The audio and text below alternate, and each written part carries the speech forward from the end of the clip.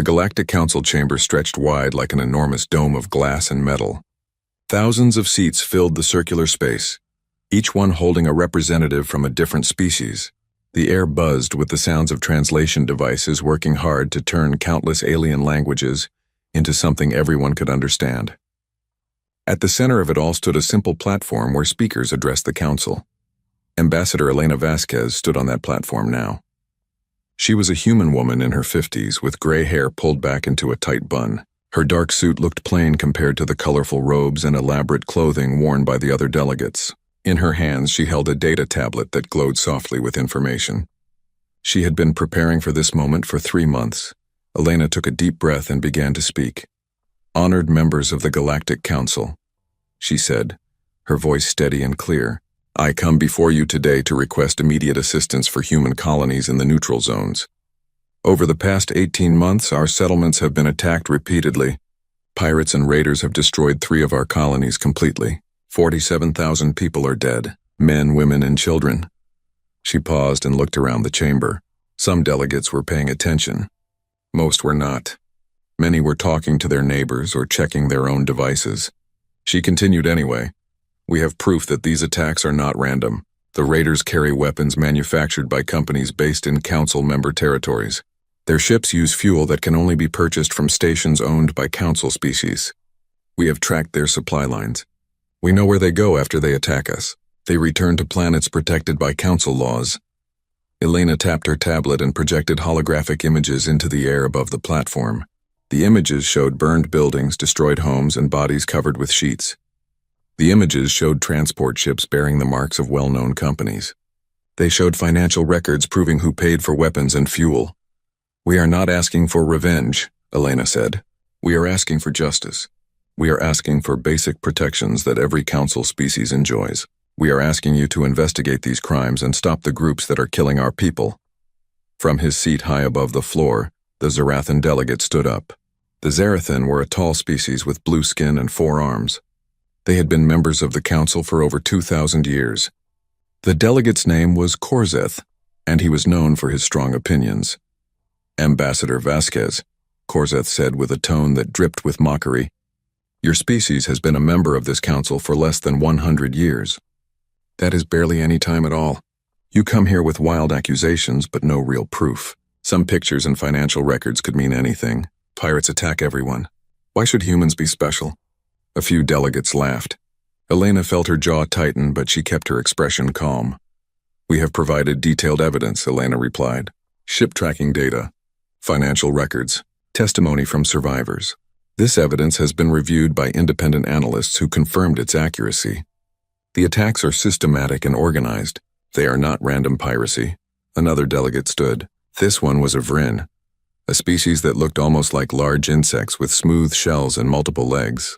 The Vrin held enormous power in the Council because they controlled many trade routes. "Ambassador," the Vrin said, "humans are known for being emotional. You see patterns where there are none.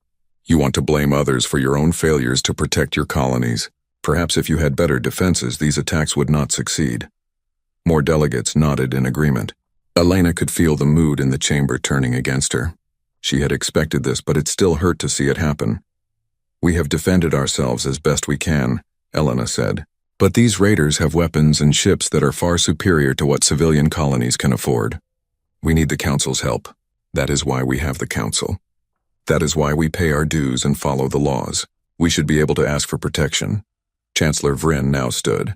He was the leader of the Council, elected by the member species to guide discussions and maintain order. He was a tall being covered in golden fur with large eyes that saw in multiple light spectrums. His species, also called Vrin, though different from the insect-like ones, had been Council members for 3,000 years.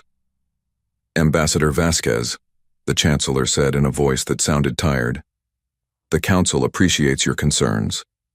However, we must consider the facts carefully. Your species has only been part of our community for 89 years. That is a very short time. Many species go through difficult periods when they first join. You must learn to handle these challenges yourselves. The Council cannot investigate every complaint from every colony.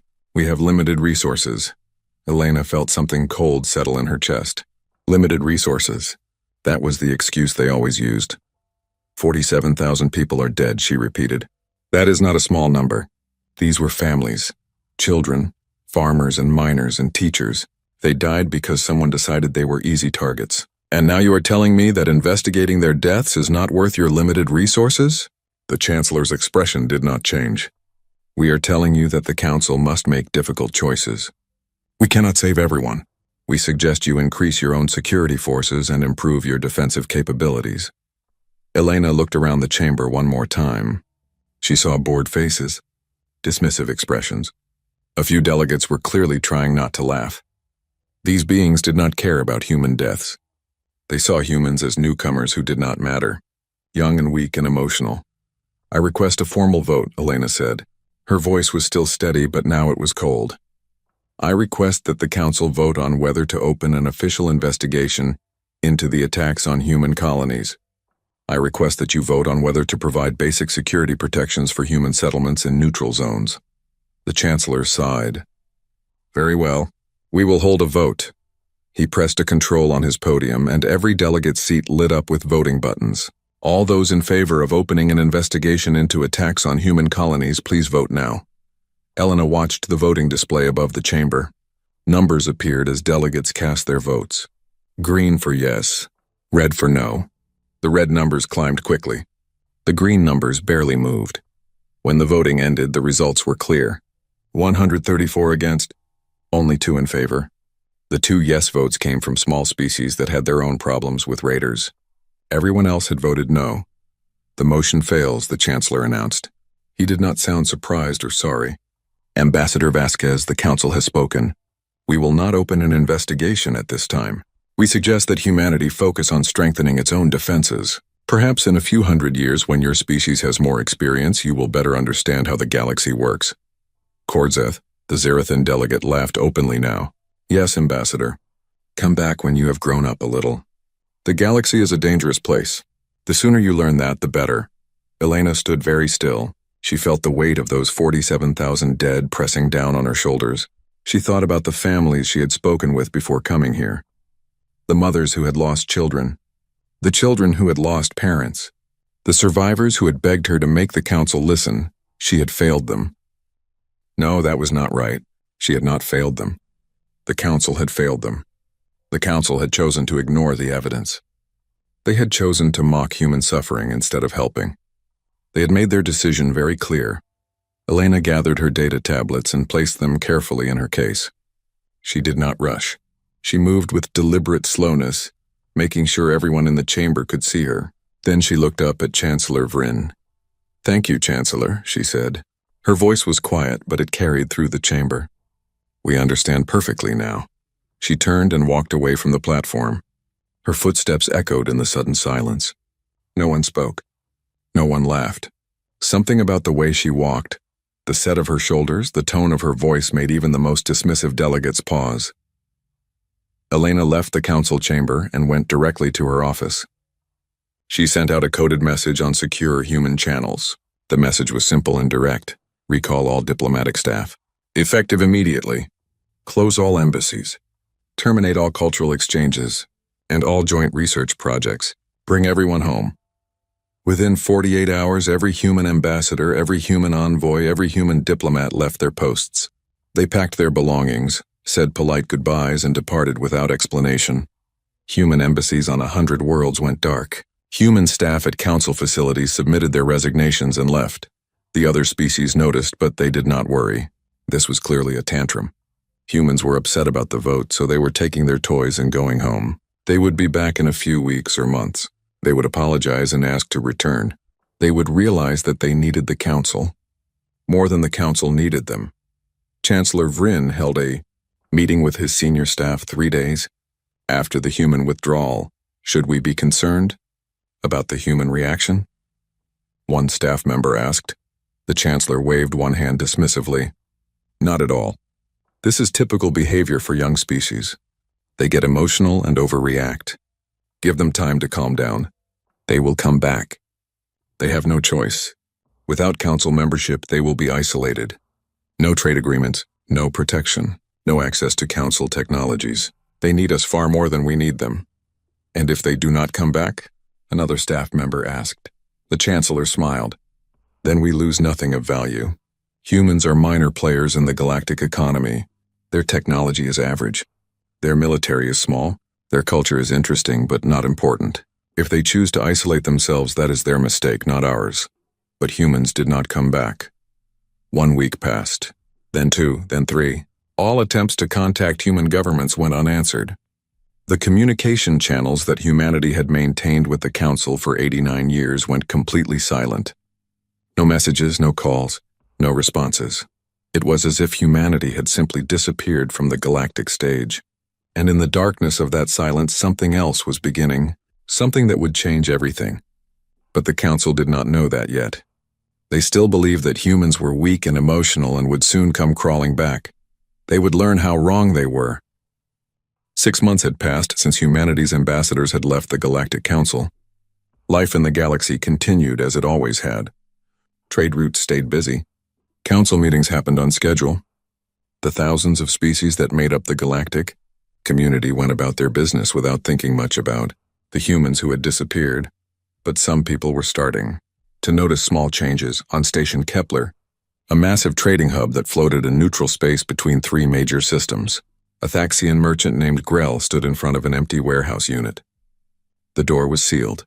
A simple sign hung on the wall that read, "Lease terminated."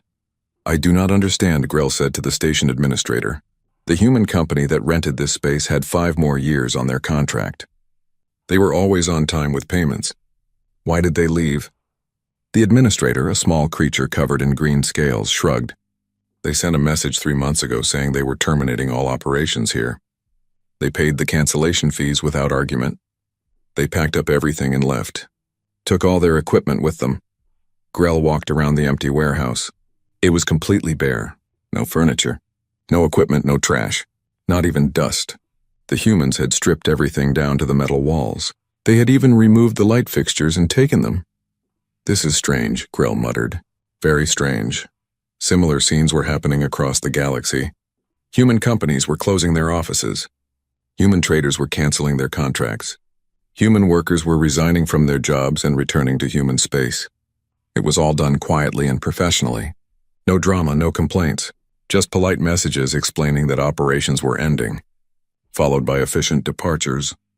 At the Vortan Research Institute, one of the galaxy's most respected scientific facilities, Dr. Helak stood in a laboratory that had been abandoned overnight.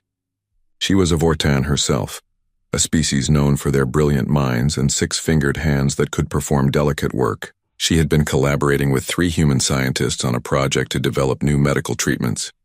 The human scientists had been in the lab yesterday. Today they were gone. Their workstations were empty. Their personal items had been removed. Most importantly, all their research data had been deleted from the shared systems. Dr. Helak checked the computer logs. The humans had carefully removed only their own data. They had not touched anything belonging to the Vortan researchers or other species. But they had taken every bit of research they had contributed over the past 3 years. Without that data, the project could not continue. Years of work had just vanished. She tried calling them. No answer. She sent messages. No replies. It was as if they had simply ceased to exist. In the Council's economic division, analysts began noticing patterns in the data. Human shipping companies had canceled thousands of contracts. Human manufacturers had stopped taking new orders. Human service providers had withdrawn from stations across neutral space. The economic impact was small at first. Humans had only been a minor part of the galactic economy after all. But as weeks turned into months, the effects grew more visible. Certain trade routes became less efficient because human courier services were no longer connecting remote sectors. Some small colonies found themselves struggling because human traders had been their main suppliers. Research projects stalled because human scientists had been key contributors. The Council still did not worry. Chancellor Vryn addressed the economic concerns at a routine meeting. "Yes, humans have withdrawn from many activities," he said. "This causes minor inconveniences, but nothing serious. Other companies will fill the gaps they left. Other scientists will join the research projects. The market will adjust. It always does." What the Council did not see were the other things happening in the shadows. In human space, massive construction projects had begun. On Mars, enormous shipyards were being built. On Europa, One of Jupiter's moons, factories were expanding at incredible speeds. On Titan, another moon, new military facilities were rising from the frozen surface. Earth itself was transforming its industrial capacity, building new production lines and research centers. Every human colony was fortifying its defenses. New shield generators were being installed. Weapon platforms were being positioned in orbit. Mining operations were being redirected to extract materials needed for military production. Civilian ships were being retrofitted with better engines and defensive systems. Admiral Chen stood on the bridge of the UDS Vigilance, humanity's newest heavy cruiser. He was a short man with gray hair and dark eyes that had seen too much combat in humanity's early expansion into space. Now he commanded Earth's United Defense Command, responsible for protecting all human territories. "Status report," he said to his senior staff.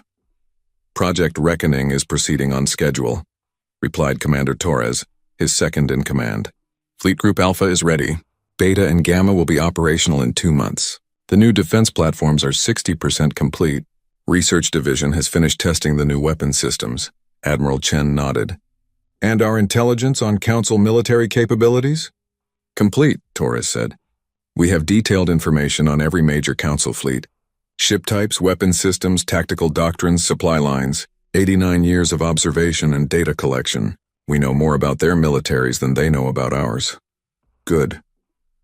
The Admiral looked out at the stars beyond the viewport. "We spent almost a century being underestimated. Watching, learning, taking notes while they dismissed us as emotional children.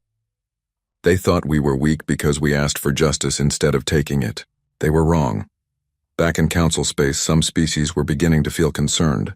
The Korvathi Empire, a powerful military nation known for its aggressive expansion, had attempted to claim an abandoned human mining outpost in neutral territory. It seemed like an easy prize. The humans had left it behind, so the Korvathi assumed they could simply take it. A Korvathi battle group arrived at the mining outpost expecting to find valuable equipment and resources. Instead, they found empty buildings. The humans had stripped every piece of useful technology before leaving. They had even dismantled the power generators and taken them. What remained was just shells of buildings with nothing inside. "There is nothing here," reported the Korvathi commander to his superiors. "The humans took everything. It is as if they planned this very carefully." "Planned what?" his superior demanded. "They just abandoned the outpost. They probably could not afford to maintain it." But the commander was not convinced. Something felt wrong about the whole situation. The withdrawal had been too thorough, too organized, too deliberate. Other strange reports began reaching Council intelligence agencies. Human military vessels had been spotted in deep space, far from any established human territories. They were not attacking anyone. They were not communicating. They were just there, moving through empty systems, scanning and observing. A Zarathan military patrol encountered one such vessel. The Zarathan captain ordered his communications officer to hail the human ship. "Human vessel, this is the Zarathan patrol ship Enforcer. Identify yourself and state your purpose in this sector." No response. The captain tried again. "Human vessel, you are required to respond to patrol inquiries. This is Zarathan-controlled space. Respond immediately." Still no response. The human ship simply completed its scans and jumped away to faster-than-light travel, disappearing before the Zarathan ship could react. Several Council species attempted to send intelligence agents into human space to learn what was happening. The agents never returned. No distress signals, no final reports. They simply vanished. Human space had become a black hole where information went in, but never came back out. This finally worried the Council enough to take action. Chancellor Vryn called an emergency intelligence briefing. "What do we know about human activities?" he demanded. The intelligence director, a tall being from a species that communicated partially through color changes in their skin, displayed a holographic star map. Human territory was marked in red. Around it, dozens of yellow markers indicated where human ships had been spotted. "We know very little," the director admitted. "Human space is completely closed to outside observation. They are detecting and intercepting our intelligence assets before they can gather information. The human ships we have spotted appear to be conducting reconnaissance. They are mapping Council military positions and analyzing our capabilities." "Why?" Chancellor Vryn asked. "What are they planning?" "We do not know. But whatever it is, they are being very methodical about it. These are not the actions of an emotional species throwing a tantrum. These are the actions of a species preparing for something major. Korzeth, the Zarathan delegate who had mocked Elena Vasquez 6 months ago, spoke up from his seat. This is ridiculous. What can humans possibly do? They have a small military. Their technology is inferior to ours. Even if they are building new ships, it would take them decades to match our capabilities. We are worrying over nothing. But the intelligence director shook his head. That is based on information that is 89 years old. We have not had good intelligence on human military capabilities since they first joined the Council. Everything we know is outdated. They could have made significant advances in that time. Impossible, Korzeth insisted. Technology does not advance that quickly. They are still far behind us. The intelligence director pulled up another display. It showed a damaged reconnaissance drone that had barely made it back from the edge of human space. The images it had captured were disturbing. Massive shipyards, enormous defense platforms, fleets of warships that were larger and more advanced than anything in the Council's intelligence files. This drone captured these images before it was nearly destroyed, the director explained. Human defensive systems detected it immediately and attacked. The drone only survived because it jumped away at the last possible moment. Look at those ships. Those designs are completely new. We have never seen anything like them. The council chamber was silent. Every delegate stared at the images. The human ships looked sleek and dangerous. They bristled with weapons. Their hulls were covered in what appeared to be advanced armor plating. These were not the simple vessels that humans had been flying 89 years ago. How is this possible? Someone asked. The intelligence director's skin shifted to a dark blue color, indicating concern. We underestimated them. For 89 years, humans sat in council meetings and said very little. They asked questions. They observed. They learned. We thought they were being quiet because they were inexperienced. We were wrong. They were being quiet because they were studying us, learning our technologies, understanding our tactics. They spent almost a century preparing while we ignored them.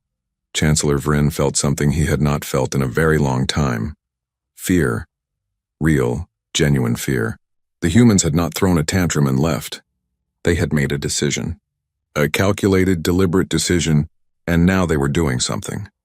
Something that had required months of careful planning and preparation. What do we do? He asked quietly. We wait, the intelligence director said, and we watch. And we hope that whatever the humans are planning, it is not directed at us. But in his heart, the chancellor knew that hope was foolish. Humans had asked for justice. The council had refused. Humans had walked away quietly. That should have been the end of it. But the chancellor was beginning to understand that for humans, walking away quietly had never been surrender. It had been preparation, and now the preparation was nearly complete. The galaxy was about to learn a lesson it should have learned 6 months ago. When humans walked away quietly, they were not giving up. They were getting ready. 14 months after humanity's withdrawal from the Galactic Council, things were starting to fall apart. Not all at once. Not dramatically. Just slowly, steadily. Like a building with cracks in its foundation. The problems had been small at first. Easy to ignore, but they kept growing. Commander Vex of the Tarlaxian Navy sat in his office reviewing attack reports. His species, the Tarlaxians, were reptilian beings known for their excellent military organization. They had served as peacekeepers in neutral zones for over 300 years. It was supposed to be an easy assignment. Most pirates avoided Tarlaxian patrols because they knew the Tarlaxians would respond with overwhelming force. But lately, the pirates had become bold. Too bold. How many attacks this month? Vex asked his assistant. 73, the assistant replied. That is 4 times more than last year. The raiders are targeting cargo ships, passenger transports, even medical supply vessels. They are not afraid of us anymore. Vex looked at the star maps showing attack locations. He noticed something strange. Most of the attacks were happening in areas where human security forces used to patrol. The humans had never advertised their patrols. They had just quietly protected shipping lanes in their spare time, helping maintain order. The humans were handling this problem for us, Vex said slowly. We never knew how much they were doing. His assistant nodded. It appears so. They were preventing most of these attacks before they happened. Now they are gone and the raiders know it. Worse, some of the raiders who had previously attacked human colonies were now targeting other species, the same groups that the Council had refused to investigate. They had learned that the Council would not protect vulnerable colonies, so now they were expanding their operations. The Draxon colony cluster reported losing 2 settlements to the same raiders who had destroyed human colonies. 50,000 Draxon civilians were dead. The Draxon delegate brought this to the Council, demanding action. Chancellor Vryn gave the same answer he had given humans. "We have limited resources. You must strengthen your own defenses." The Draxon delegate was not satisfied. "You said the same thing to the humans. Now we see what happens when you ignore these threats. They do not go away. They get worse."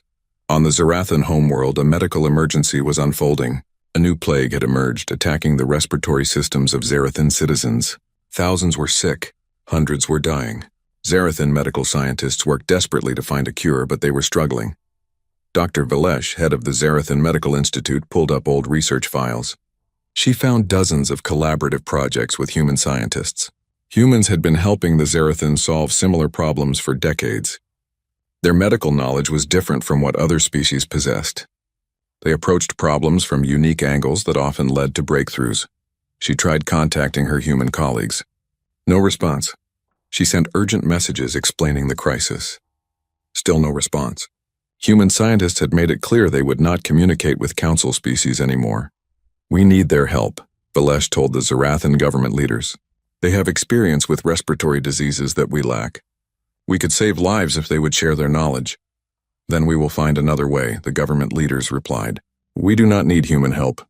We can solve this ourselves." But weeks passed and Zarathan scientists made little progress.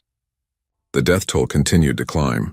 In the end, they did find a cure, but it took 3 months longer than it should have. 2,000 additional Zarathan died during that time. Deaths that might have been prevented if human medical experts had been available to help.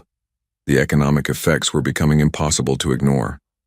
A major trade network called the Spiral Route connected 15 minor systems to the Council's main trade hubs. Human courier services had been managing most of the shipping along this route. They were not the only couriers, but they were the most reliable. They handled deliveries to remote stations that other companies found unprofitable. When humans stopped operating on the Spiral route, other courier companies tried to fill the gap. But they charged much higher prices for remote deliveries. Some stations were too far out of the way and got dropped from delivery schedules entirely. Small colonies that depended on regular supply runs started running short on essential goods. One station administrator sent a desperate message to the Council. "We have been without medical supplies for 6 weeks. The human courier service used to deliver here every 2 weeks. Now no one will take our contracts because we are too remote. People are dying because we cannot get basic medicines. Please help." The Council Economic Division studied the problem and concluded that it would be too expensive to subsidize deliveries to remote stations. The stations would have to find their own solutions or relocate to more accessible areas. Research projects across the galaxy were failing.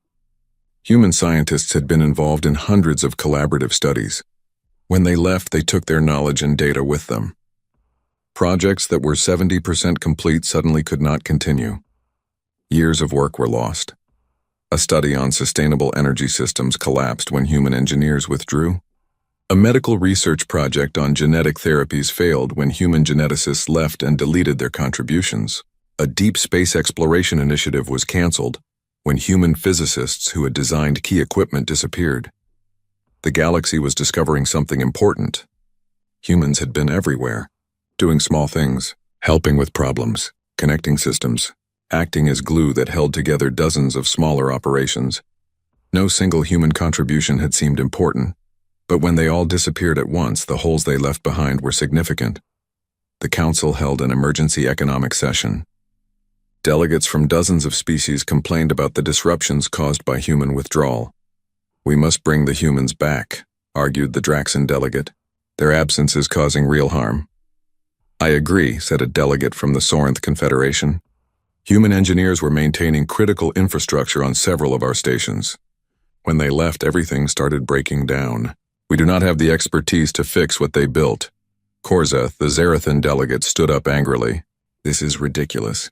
You all sound weak. So some humans are gone, so what? We survived for thousands of years before humans joined the Council. We can survive without them now. We just need to adapt.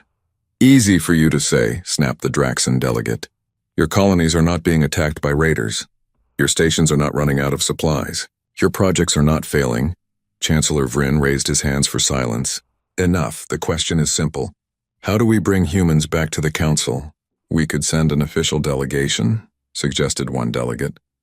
Apologize for the misunderstanding. Offer them better terms for rejoining. No, said Korzeth. We do not apologize. That shows weakness. We should send them an official summons. Order them to return and resume their duties. They are still technically council members. They cannot just leave. The intelligence director, who had been sitting quietly, finally spoke. I would not recommend that approach. Why not? Korzeth demanded. The intelligence director displayed new images. More reconnaissance data from the edges of human space. More shipyards. More fleets. More defense platforms. The construction had accelerated. Whatever humans were building, it was nearly complete. Because ordering them to do anything right now would be unwise, the director said carefully. We still do not fully understand what they are preparing for. We should approach them carefully. But Chancellor Vryn was under pressure. Delegates were demanding action. The economic problems were getting worse. Public opinion was turning against the council's leadership. He needed to show strength and decisiveness. We will send an official summons, the chancellor decided. Humans are required to maintain diplomatic relations as council members.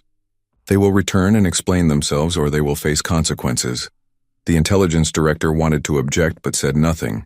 The decision had been made. The summons was sent through official channels. It was formal and demanding. It ordered human representatives to appear before the council within 30 days to explain their withdrawal and discuss their return. It was phrased as a command, not a request. 72 hours later, a response arrived. It was a single word. No, that was it. Just one word.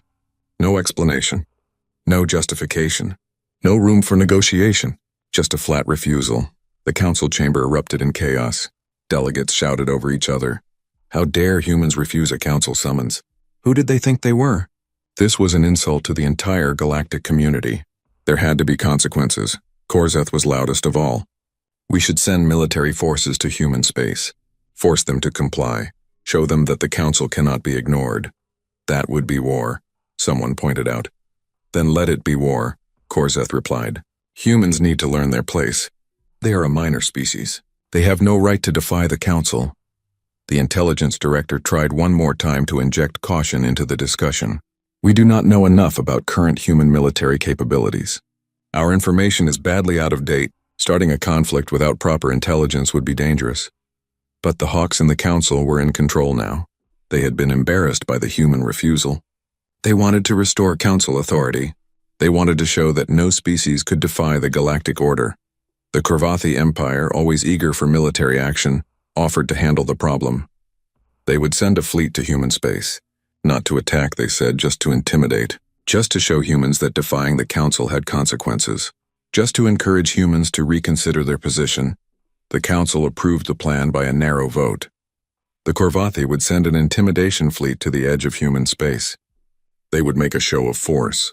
They would demand that humans send representatives to negotiate. It was supposed to be simple. The Korvathi assembled their fleet with enthusiasm. 47 warships, battleships, cruisers, destroyers, and support vessels. It was an impressive force, more than enough to overwhelm any human defenses, or so they thought. Fleet Commander Throck stood on the bridge of his flagship, the Dominance. He was a large Korvathi warrior with dark gray skin and ceremonial scars marking his rank. He had fought in 3 major conflicts and won decisive victories in all of them. This mission seemed beneath his skills. Intimidating a minor species. Child's play. Set course for the Sol system, he ordered. Standard intimidation formation. We will arrive, make our demands, and be home in time for the victory celebration. His officers laughed. This was going to be easy. The Korvathi fleet jumped to faster than light travel, heading for human space. They expected to find frightened humans who would quickly agree to negotiate. What they found instead was something very different. Something that would change everything. The galaxy's long era of peace was about to end, and it was ending because the Council had made one critical mistake. They had forgotten a simple lesson that humans had learned from their own bloody history. Never mistake patience for weakness. Never mistake silence for surrender. And never ever underestimate someone who has walked away quietly, because they might just be walking away to prepare. The council was about to receive an education. The tuition would be paid in blood and fire, and the lesson would be one they would never forget. The Korvathi intimidation fleet dropped out of faster-than-light travel at the edge of the Sol system. 47 warships emerged from jump space in perfect formation, their weapons powered but not yet charged for firing. This was supposed to be a show of force, not an actual battle. Fleet Commander Throck stood on the bridge of his flagship looking at the tactical displays. The Sol system spread before him. Earth, Mars, Jupiter with its many moons. It all looked peaceful. Too peaceful. Where were the human defense fleets? Where were the patrol ships that should have intercepted them by now? Scan for human military vessels, Throck ordered. His sensor officer worked the controls, studying the readouts. Sir, I am detecting multiple contacts. Very large contacts. They appear to be defense platforms. Hundreds of them positioned throughout the system. Throck frowned. Defense platforms were common, but hundreds seemed excessive. Still, platforms were stationary. They could be avoided or destroyed if necessary. What about mobile forces? Ships? 12 major contacts, sir. Battle group strength. They are positioned near Earth and Mars. And sir, the energy readings from those ships are very high. Much higher than our intelligence report suggested human vessels could generate. Before Throck could respond, his communications officer spoke up. Sir, we are receiving a transmission from the human forces. Put it through, Throck ordered. A voice came through the speakers. It was calm and cold. Korvathi Fleet, this is Admiral Chen of the United Defense Command. You have entered human space without authorization. You have 60 seconds to reverse course and leave this system. This is your only warning. Throck laughed. A warning? From humans? This was exactly the kind of bluster he expected from a weak species trying to look strong. Human Admiral, this is Fleet Commander Throck of the Korvathi Empire. We are here on behalf of the Galactic Council. You will stand down and prepare to receive Council representatives for negotiations. Any resistance will be met with overwhelming force. There was a pause. Then Admiral Chen's voice returned, still calm, still cold. 45 seconds. Throck felt his temper rising. How dare these humans speak to him this way? He commanded one of the most powerful fleets in the galaxy. His ships could level planets. These upstart humans needed to be taught respect. Admiral Chen, you are making a serious mistake. We are authorized by the Council to use force if necessary. Do not test our resolve. 30 seconds. Throck turned to his weapons officer. Charge main guns. Target those defense platforms. Let them see that we are serious. The weapons officer hesitated. Sir, if we charge weapons, they might interpret that as an act of aggression. That is the point, Throck snapped. Do it. The Korvathi ships powered up their main weapons. Energy signatures spiked as plasma cannons and particle beams charged to firing capacity. It was a classic intimidation move. Show the enemy that you are ready to fight, and they will usually back down. 10 seconds, Admiral Chen's voice said. Throck smiled. This bluff was working. The humans were counting down, trying to sound tough, but they would not actually fire. No one was that foolish. This was all theater. Time is up, Admiral Chen said. Then, after the briefest pause, fire. What happened next would be analyzed by military strategists for years to come. It would be taught in every military academy in the galaxy as an example of perfect defensive coordination. But for the Korvathi, in that moment, it was simply horror. The defense platforms activated simultaneously, hundreds of them, each one targeting multiple Korvathi ships with weapons that the Korvathi had never seen before. Railguns fired projectiles at relativistic speeds, moving so fast that there was no time to evade.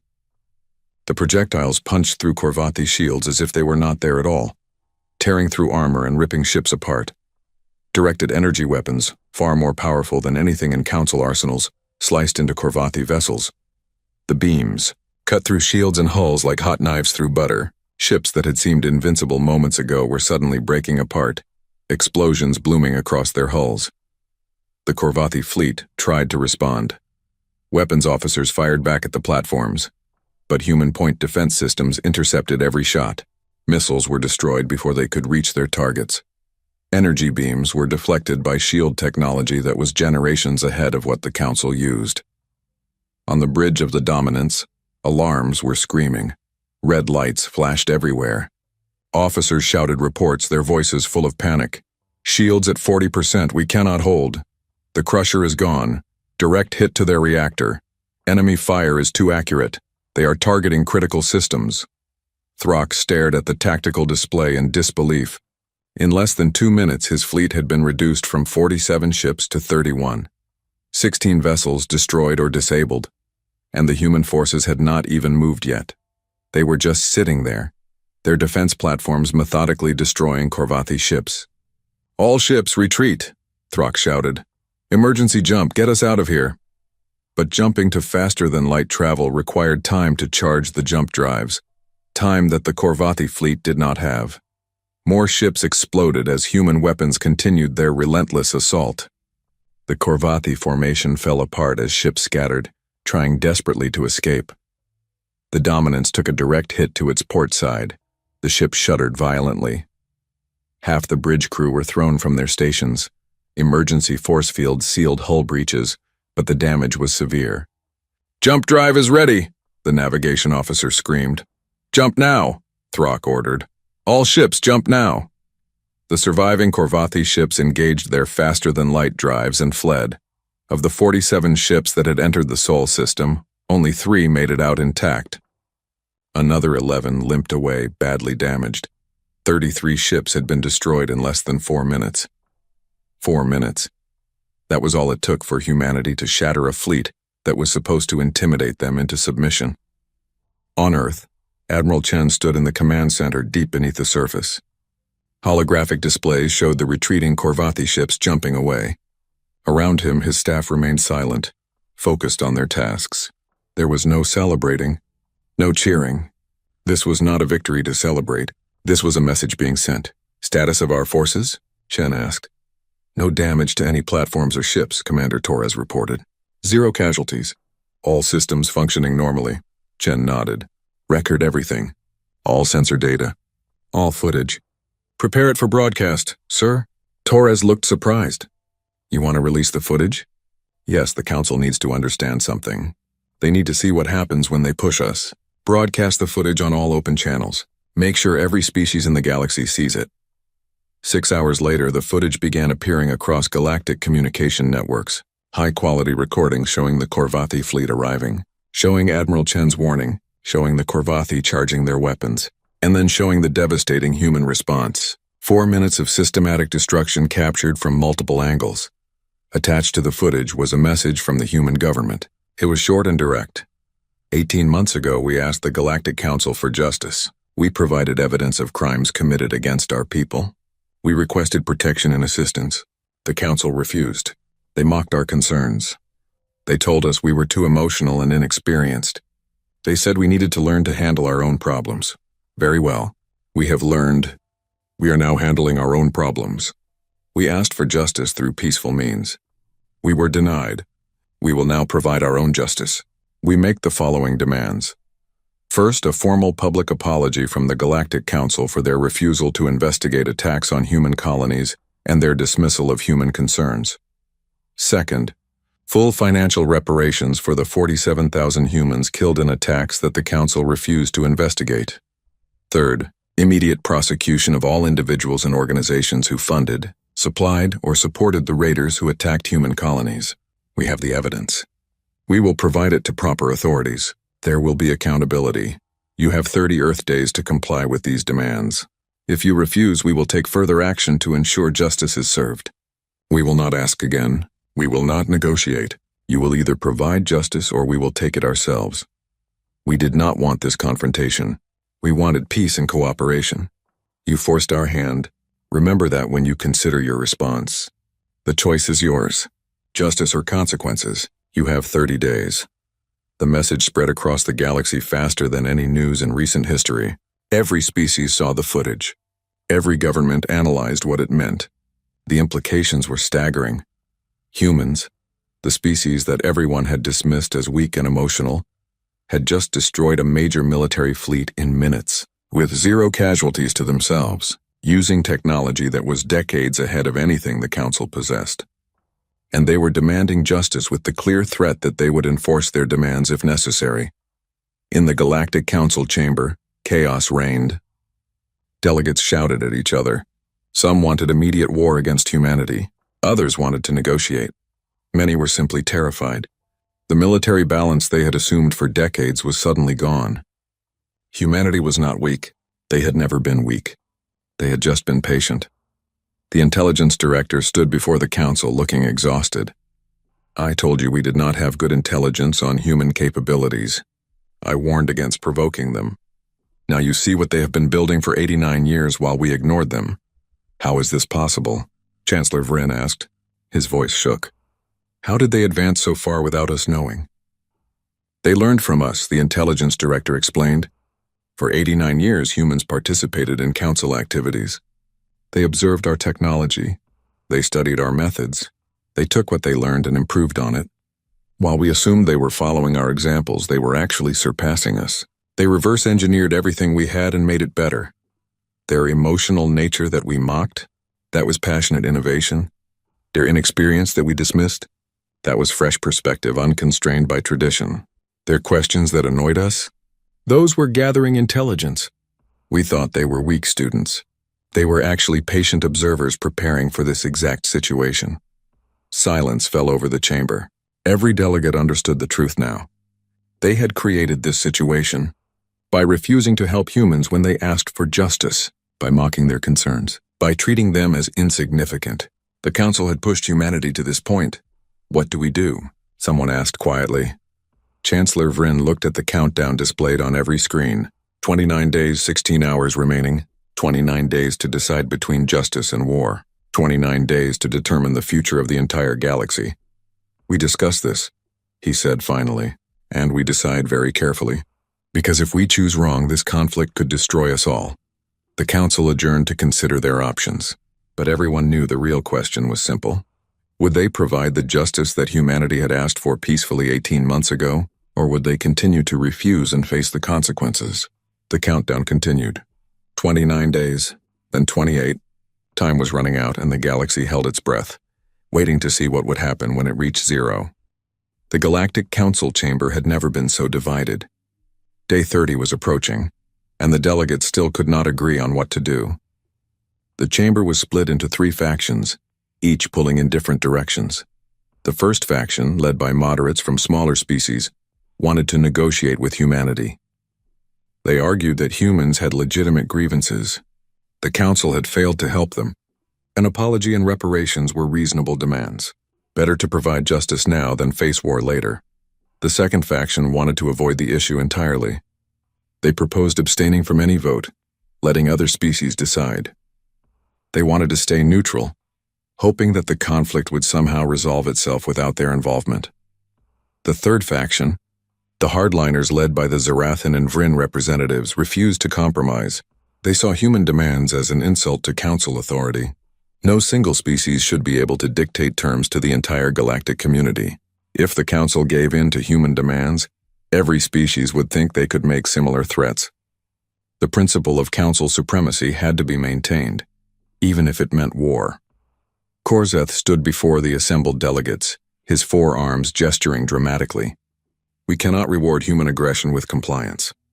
They destroyed a council-authorized fleet, 33 ships lost, thousands of Korvathi warriors dead, and now they demand we apologize to them? This is insanity. We must show them that force will be met with greater force. A delegate from the Soranth Confederation stood to respond. The humans warned Commander Throck. They gave him 60 seconds to leave. He chose to charge weapons instead. The human response was defensive. They protected their territory. That is their right. They refused a council summons, Korzeth shouted. That alone is grounds for military action. We had no right to summon them, another delegate argued. They withdrew from council activities. They did not formally resign their membership, but they were under no obligation to obey our orders. We sent a military fleet to intimidate them, and they defended themselves. The fault is ours. The debate raged for hours. Chancellor Vryn tried to maintain order, but the delegates were too emotional, too frightened, too angry. Finally, late on day 28, the hardline faction made their move. Representatives from 54 species announced the formation of a coalition of order. They would not accept human demands. They would not apologize for council decisions. They would assemble a massive military force and crush human resistance once and for all. Other species could join them or stay neutral, but the coalition would act. "We will show humanity their place," Korzeth declared. "We will show the entire galaxy that the Council's authority cannot be challenged. Any species that threatens us will face total defeat." The coalition moved quickly. Within 48 hours, over 300 warships had gathered at staging points near human space. Battleships from a dozen species, carriers loaded with strike craft, cruisers and destroyers, support vessels and troop transports. It was the largest military force assembled in over 200 years. The coalition commanders were confident. Yes, humans had defeated the Korvathi fleet, but that fleet had been caught by surprise.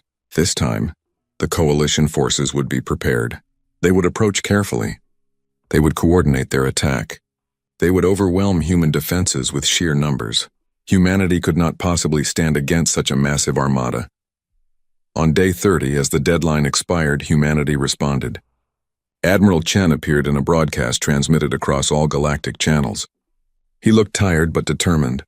Behind him, the bridge of his flagship showed crew members working efficiently at their stations. "People of the galaxy," Chen began. 30 days ago, we presented 3 simple demands to the Galactic Council. An apology, reparations for our dead, and accountability for those who funded attacks on our colonies. These were not unreasonable requests. These were basic elements of justice that any civilized society should provide. The Council has refused. They have chosen to form a military coalition instead. They have assembled hundreds of warships to invade human space and force us into submission. They believe that military might makes them right. They are wrong. For 89 years, we have been members of the Galactic Council. In that time, we observed something disturbing. The Council is corrupt. Not everywhere, not everyone, but at its highest levels, corruption has become normal. We have evidence of this corruption, gathered over decades. Today, we share that evidence with all of you. The broadcast shifted to display documents, financial records, communication logs, video recordings. All of it showed Council officials taking bribes, approving illegal activities, covering up crimes. The evidence revealed a network of corruption that reached into dozens of Council committees and agencies. The documents showed how the raiders who attacked human colonies had been funded by legitimate companies owned by Council members. They showed how Council intelligence agencies had evidence of these attacks but buried it. They showed how Council officials had personally profited from allowing piracy to continue in certain regions. It showed everything. Decades of dirty dealing, secret arrangements, crimes ignored in exchange for political favors. The Council's comfortable corruption, exposed for everyone to see. Admiral Chen's face returned to the screen. "You did not ignore us because we were wrong. You ignored us because we were right, and we threatened your comfortable corruption. You could not allow us to investigate the raiders because that investigation would expose your own crimes. So you mocked us. You dismissed us. You told us we were too emotional, too inexperienced, too unimportant. You made a mistake. You forgot that patience is not weakness. You forgot that silence is not surrender. You forgot that those who walk away quietly might just be walking away to prepare. Now you face the consequences of your arrogance." Across the galaxy, billions of beings watched the broadcast. They saw the evidence. They understood the implications. The Council they had trusted for thousands of years had been lying to them, protecting criminals, enriching themselves at the expense of ordinary citizens. The Coalition fleet began its attack on day 31. 300 warships jumped into human space simultaneously, appearing at multiple entry points. The plan was to divide human defenses, forcing them to split their forces. Then the Coalition would concentrate their power and break through, but humans did not split their forces. They did not try to defend every entry point. Instead, they let the Coalition fleet come to them. Let them advance deeper into the Sol system. Let them think they were winning. The Coalition fleet advanced carefully, weapons ready, shields at maximum. They expected ambushes at every turn. They expected desperate defense. What they got was something much worse. The Sol system was not just defended. It was a fortress. Not one fortress, hundreds of them layered in depth, creating a defensive network that would make any attack incredibly costly. Every planet, every moon, every asteroid belt had been turned into a defensive position, and humans had designed it all specifically to counter Council tactics. The first coalition ships to enter the outer defensive zone ran into minefields. Not simple mines. Smart mines that could track targets and coordinate with each other. Mines that waited patiently until ships passed, then struck at vulnerable points. Dozens of ships took damage before they even saw a single human vessel. When they advanced deeper, the defense platforms opened fire. Not just the platforms near Earth like the Corvathi had faced. Platforms everywhere, thousands of them, all networked together, all sharing targeting data. The platforms had clear lines of fire no matter where coalition ships moved. There was nowhere to hide. The coalition forces tried to fight back. They concentrated their fire on individual platforms. But the platforms were heavily shielded and armored. It took sustained fire from multiple ships to destroy a single platform, and while they focused on one, dozens of others were shooting at them. Human mobile forces finally engaged. 12 battle groups perfectly positioned. They did not charge forward heroically. They used tactics that humans had learned from their own brutal history: hit and run, flanking maneuvers, concentration of force at weak points. They fought smart, not brave. The battle lasted 48 hours. It was not quick like the Corvathi defeat. It was grinding, brutal. The coalition forces fought hard, showing courage and determination, but they were fighting in a system designed to kill them. Every approach was covered. Every position was pre-sighted. Humans had spent months planning for this exact battle, and while the coalition fleet was trapped in the Sol system, human forces struck elsewhere. Human battle groups had been positioned secretly throughout Council space for weeks. As the main battle raged, these groups hit coalition supply depots. They destroyed shipyards. They attacked command centers. They did not fight fair. They fought effectively. The coalition forces realized too late that they had been lured into a trap. The Sol system was not just defended, it was bait. While their fleet was stuck fighting human defenses, their supply lines and infrastructure were being systematically destroyed. Without supplies, without reinforcements, without communications with their homeworlds, the coalition fleet was doomed. On the third day of battle, the coalition commanders admitted defeat. They requested a ceasefire. Humanity agreed, but with conditions. Coalition forces would surrender their weapons. They would be allowed to leave human space peacefully, but their ships would be disarmed. There would be no negotiation on this point. The coalition had no choice. They surrendered. In the aftermath, the full extent of the coalition's defeat became clear. Over 150 ships had been destroyed or severely damaged. Hundreds of thousands of crew members were dead or wounded. The coalition's military capacity had been crippled. Meanwhile, human forces had suffered losses but far fewer than their enemies. Human defenses had proven nearly impenetrable. Back in the Galactic Council chamber, the delegates who had not joined the coalition watched in horror. The hardliners had been crushed. Utterly, completely crushed. Humanity had not just defended themselves. They had won decisively while demonstrating strategic thinking and tactical superiority that no one had expected. An emergency vote was called. The question was simple. Would the Council meet humanity's original demands, or would they continue to resist? This time the vote was not close. 121 species voted yes. Only 13 voted no. The abstentions were gone. Everyone understood now that there was no middle ground. Either provide justice or face more consequences. The Council formally apologized to humanity for failing to investigate attacks on human colonies. They approved full reparations for the families of the 47,000 humans who had died. They began prosecuting the individuals and organizations who had funded the raiders.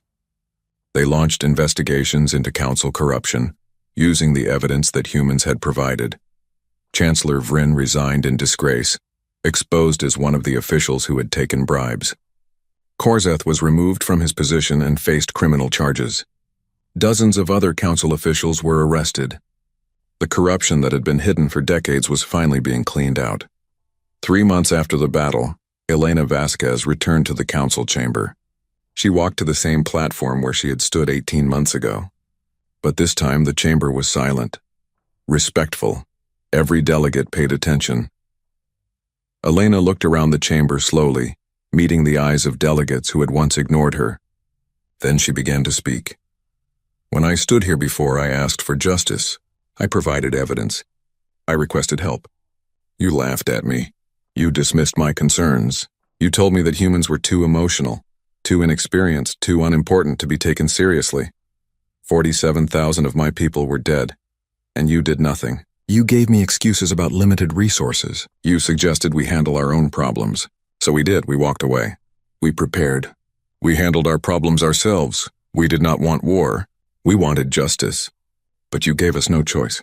When peaceful requests for justice are ignored, people find other ways to get justice. That is what you forced us to do. Now you have given us what we asked for 18 months ago: the apology, the reparations, the accountability. Thank you, but understand something clearly. These are not gifts you are giving us out of generosity. These are debts you owed us from the beginning. You are finally paying what you should have paid long ago.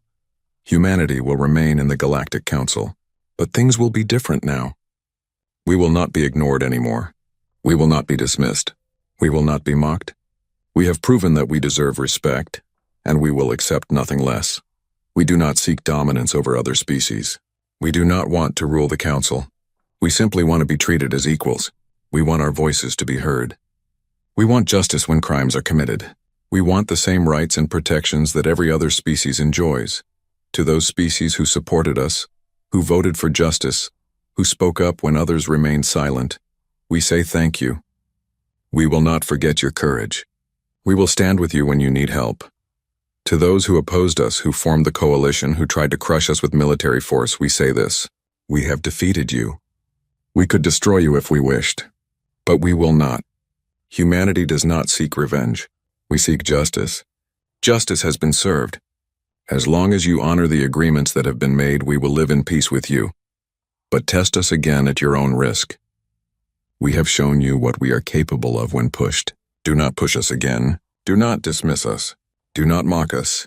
And above all, do not commit crimes against humanity and expect us to accept excuses. There are no more excuses. There is only justice or consequences. Choose wisely. Elena stepped down from the platform. The chamber remained silent for a long moment. Then slowly delegates began standing, one by one, then in groups, then all together. They stood in acknowledgement. Not applause. Not celebration. Just recognition. Recognition that everything had changed. Recognition that humanity had earned its place at the table. Recognition that the age of casual dismissal was over. In the years that followed, the galaxy learned to work with humanity on equal terms. Human technology became integrated into council systems. Human military forces became valued partners in maintaining peace. Human scientists contributed to breakthroughs in medicine, energy, and exploration. Human diplomats were listened to with respect. The council reformed itself, rooting out corruption, improving accountability, strengthening justice systems. The changes were not easy and did not happen overnight. But they happened because humanity had forced the issue. Because humans had proven that demanding justice was not weakness, it was strength. And whenever any species in the galaxy faced injustice, whenever they were dismissed or ignored or told that their concerns did not matter, they remembered the humans. They remembered what happened when a species that asked nicely was refused. They remembered that those who walk away quietly are not surrendering. They are preparing. The lessons spread throughout the galaxy, taught in schools, discussed in governments, analyzed by military strategists. The lesson was simple but profound. Never mistake patience for weakness. Never mistake silence for surrender. And never ever ignore someone asking for justice, because they might just decide to take it themselves. Humanity had taught the galaxy that lesson, and the galaxy would never forget it.